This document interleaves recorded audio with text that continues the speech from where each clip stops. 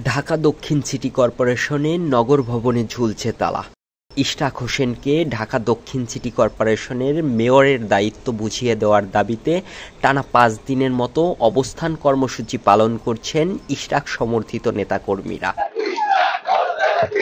সড়ক অবরোধ করে আন্দোলন করার পাশাপাশি সচিবালয়ের অভিমুখে পদযাত্রা করেছেন বিক্ষোভকারীরা।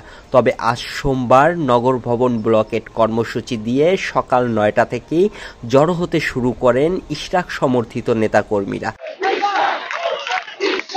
দাবি আদায় না হওয়া পর্যন্ত আন্দোলন চালিয়ে যাওয়ার ঘোষণা দিয়েছেন আন্দোলনকারীরা।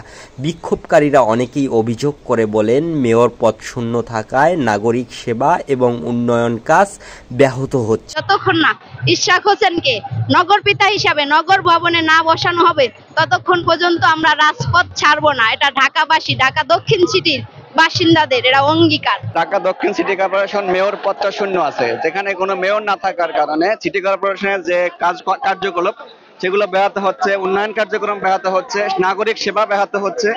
আমাদের প্রাণের মেয়র, আমাদের ঢাকাবাসীর প্রাণের মেয়র, প্রিয় মেয়র ইশরাক সাহেবের শপথের কথা আমরা বিবেচনা করি আমরা নামছি এবং ভবিষ্যতে আন্দোলন আমাদের আরো তীব্র এবং তীব্রতর হয়ে উঠবে, এইটুকুই আমি আহ্বান করছি। এখনো সময় আছে, ঢাকাবাসী এখনো অনেক শান্ত আছে, এখনো ঢাকাবাসী অনেক ধৈর্য ধরছে।